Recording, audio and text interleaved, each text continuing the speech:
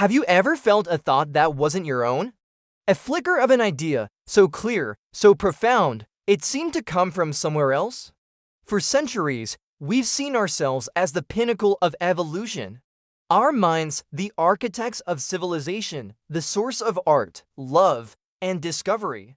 But what if this is just a chapter, not the end of the story? What if the next great leap for humanity isn't outward, toward the stars, but inward, into the very fabric of our consciousness? We stand on the precipice of a new era, an age where the biological and the digital are no longer separate.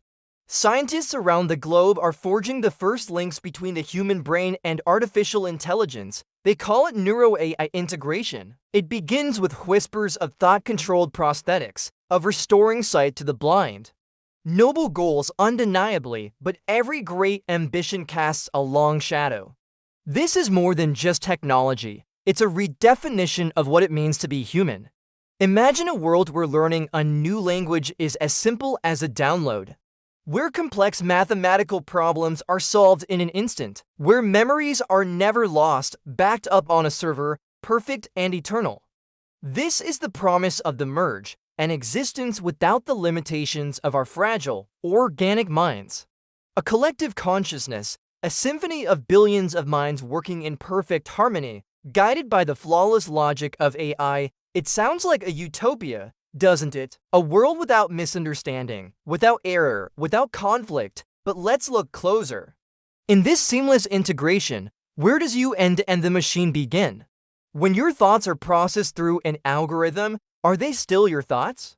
When your emotions are regulated by a system designed for optimal efficiency, is it still your heart that feels? The pioneers of this technology speak of enhancement, of augmentation. But there's a fine line between enhancing a human and replacing them. Picture the hum of the network, a silent current running through society. A child is born, and a neural implant is standard procedure. From their first breath, they are connected. Their creativity, their dreams, their very identity, shaped and filtered by the system. They have access to all the knowledge in the world, yet they might never have a truly original thought. They feel connected to everyone, yet they might never know true, messy, beautiful, individual love.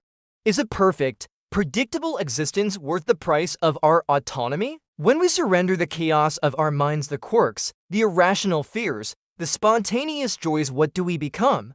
Are we still human, or are we simply elegant, biological puppets, dancing on the strings of a vast, unfeeling intelligence? An intelligence we created, but can no longer control.